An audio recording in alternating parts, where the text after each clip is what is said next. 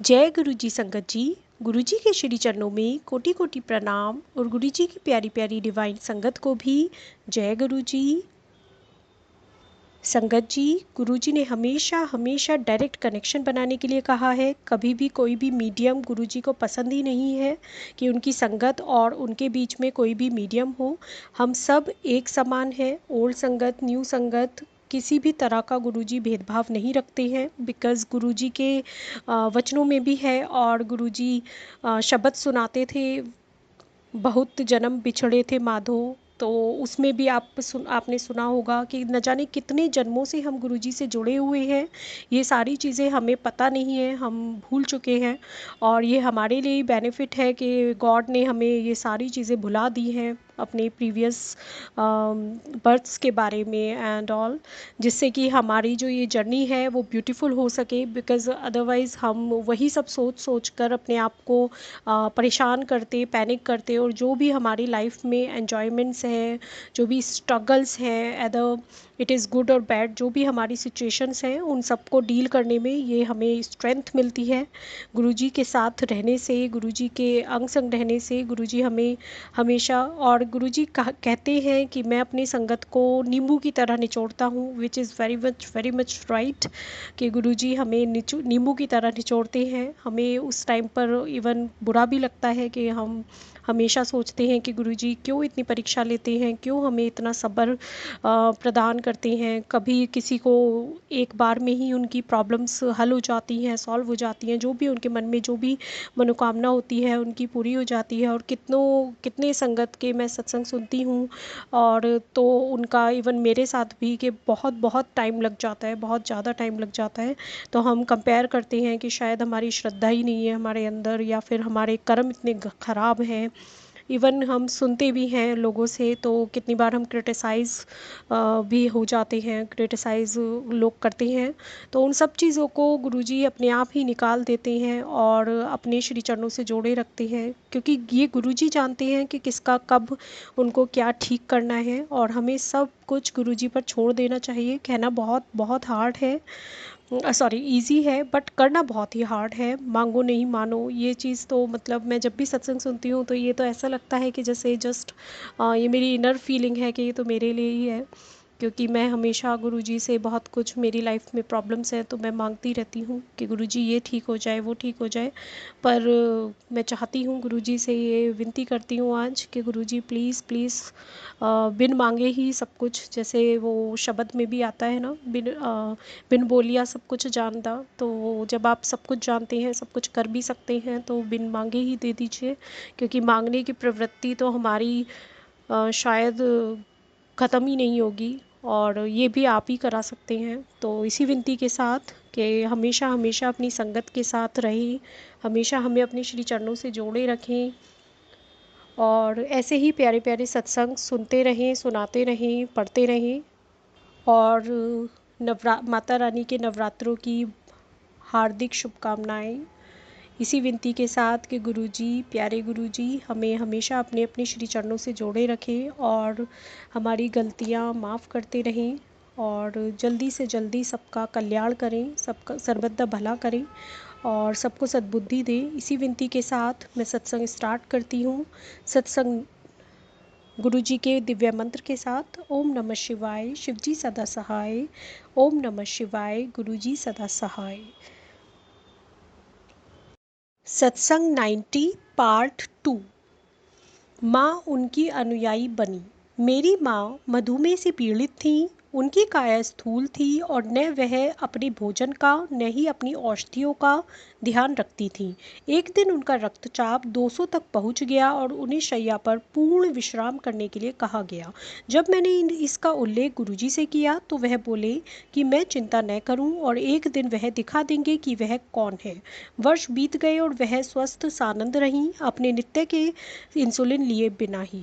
एक दिन गुरुजी ने कहा कि उन्होंने मेरी माँ की रक्षा करी है। उनके कहने के कुछ समय उपरांत ही मेरी माँ अपने हाथ में एक परीक्षण का परिणाम लेकर खड़ी थी, जिसमें लिखा था कि उन्हें छोटी आंतों का क्षय रोग और मलाशय के कैंसर का संशय था। उनके पांव तले मानो जमीन खिसक गई और वह भागी हुई गुरुजी के आशीर्वाद के लिए आईं। उस समय गुरुजी को अपनी व्यथा बताना निषेध था, अतः वह लंगर और प्रसाद लेकर वापस चली गई। अगले दिन सब परीक्षण एक सप्ताह पहले किए हुए परीक्षणों के बिल्कुल विपरीत आए। चिकित्सक विस्मित होने के साथ प्रसन्न भी थे कि रोग के कोई लक्षण नहीं है।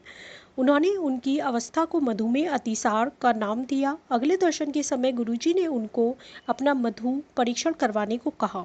फिर उन्होंने मेरी ओर देखकर पूछा कि यह कैसे हुआ। मैं उनके इस कथन का गूढ़ अर्थ समझ नहीं पाई। कुछ दिन के पश्चात मेरी माँ ने मुझे फ़ोन पर बताया कि उनके मधु का परिणाम 160/130 आया था, जबकि वह कई वर्षों से 280/260 रहा करता था। फिर उन्होंने मुझसे पूछा यह कैसे हुआ। तब मुझे समझ आया कि गुरुजी मुझे माँ की प्रतिक्रिया क्या होगी इस बारे में बता रहे थे। अपने परीक्षण से मेरी माँ को संतोष नहीं हुआ और उनके विचार में अवश्य कोई गलती हुई थी। जब उन्होंने पुनः अपने मधु का परीक्षण करवाया तो परिणाम 113 से बटे 99 आया। गुरुजी ने मेरी माँ को एक दिन सिद्ध कर दिया था कि वह कौन है। जय गुरुजी, अनंतम अनंतम शुक्राना गुरुजी। 5 वर्ष की अनुपस्थिति। वर्षों पूर्व मेरा हीमोग्लोबिन का स्तर निरंतर गिर रहा था। एक दिन गुरुजी ने कहा कि यदि मुझे उस रोग का ज्ञान हो गया जो मुझे है तो मैं अपने स्थान पर खड़ी नहीं रह पाऊंगी। मुझ में उनसे पूछने का साहस नहीं था क्योंकि मुझे ज्ञात था कि वह हर रोग का हरण कर सकते हैं। मैंने उनसे केवल रोग मुक्त करने की विनती करी। मेरे पति और मुझे 5 वर्ष के लिए उनसे मिलने या उनका चित्र देखने को भी मना कर दिया गया। हमें यह बात किसी को बतानी भी नहीं थी। 5 वर्ष व्यतीत हो गए। जीवन में हम लगातार प्रगति करते रहे, किंतु उनकी अनुपस्थिति का सदा अभाव बना रहा। एक दिन मैंने उनसे उनके चित्र के लिए प्रार्थना करी जो स्वयं ही मेरे पास पहुंच जाए, क्योंकि मैं उसके लिए किसी को बोलना नहीं चाहती थी। उनका चित्र उस अकेली पत्रिका में जो मेरे पति मंगाते थे आया। बाद में मुझे बताया गया कि वह संयोग नहीं था। जय गुरुजी, शुक्राना गुरुजी। कुछ दिन के पश्चात मुझे अपना दम घुटते हुए लगा। हर सांस लेने में अत्यंत कठिनाई हो रही थी। मैं अपने पति और माता पिता को फ़ोन कर केवल इतना कह पाई कि मुझसे सांस नहीं लिया जा रहा है। मेरा बेटा ऑक्सीजन का सिलेंडर लेने चिकित्सालय भागा और मेरी बेटी ने पड़ोसियों को बुलाया। सबको चिंता थी। अकेले में मैंने उनके चित्र के समक्ष उनको कहा कि मुझे श्वास लेने में कठिनाई हो रही है। तुरंत ही मुझे अपनी गर्दन के पीछे सिर और मेरुदंड में अनूठी संवेदना हुई और सांस आने लगा, परंतु मेरे पैरों में कोई जान नहीं थी। गुरुजी ने एक बार मुझे बताया था कि यदि उनके चित्र के समक्ष कुछ भी कहे तो वह सुनते हैं। मुझे एक निकट के चिकित्सालय में ले जाया गया। गहन सेवा केंद्र में अकेले लेटे हुए जब मेरे मुंह पर ऑक्सीजन लगी हुई थी और मुझे प्रतीत हुआ कि मेरे अंत निकट ही है, मेरे मन में विचार आया कि मेरे पति सगे संबंधियों में से कोई भी मेरी सहायता नहीं कर पाया था, लेकिन गुरुजी ने तुरंत मेरी पुकार सुनी थी। कोई भी मुझे पुनः जीवन दान नहीं दे पाया था, केवल गुरुजी ही थे जिन्होंने मुझ पर कृपा करी थी। निश्चित रूप से वह ईश्वर के दूत हैं और मेरे लिए उसके अवतार हैं।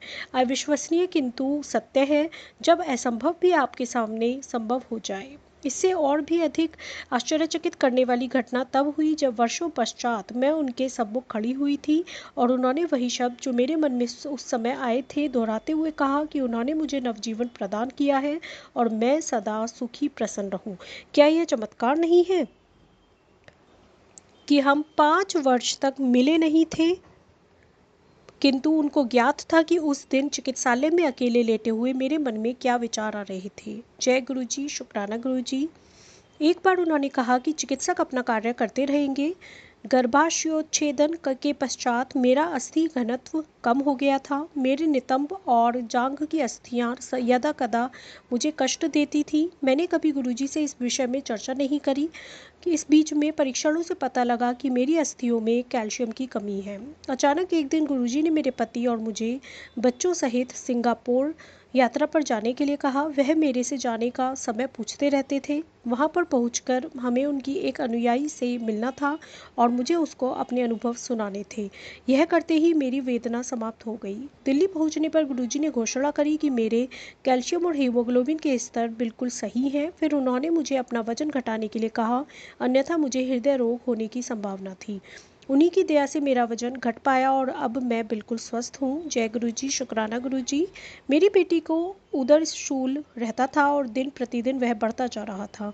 उसने गुरु जी से प्रार्थना करी, उन्होंने उसका नाम बदल दिया और अब उसे कोई वेदना नहीं है। जब मैंने एक अन्य भक्त से इसका उल्लेख किया तो उसने बताया कि उसका नाम भी गुरुजी ने बदल दिया था, अन्यथा यह पीड़ा जीवन भर साथ रहती। यह कोई संयोग नहीं था।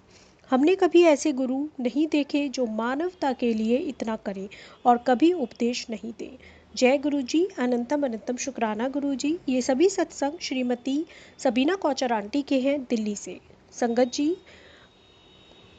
इस सत्संग का पार्ट 2 है। पार्ट 1 डिस्क्रिप्शन बॉक्स में उसकी लिंक ऑलरेडी है और आप चैनल पर प्लेलिस्ट गुरुजी दिव्याभा प्लेलिस्ट से भी वो सर्च कर सकते हैं लास्ट सत्संग, जिससे आप इसका शेष पार्ट 1 पढ़ सकें। होपफुली आपने पढ़ा होगा। जय गुरु जी, शुक्राना गुरु जी। सत्संग पढ़ने में मुझसे कोई भी गलती हुई हो तो प्यारे गुरु जी और डिवाइन संगत जी प्लीज़ मुझे माफ़ कर दीजिएगा। जय गुरु जी, अनंतम अनंतम शुक्राना गुरु जी।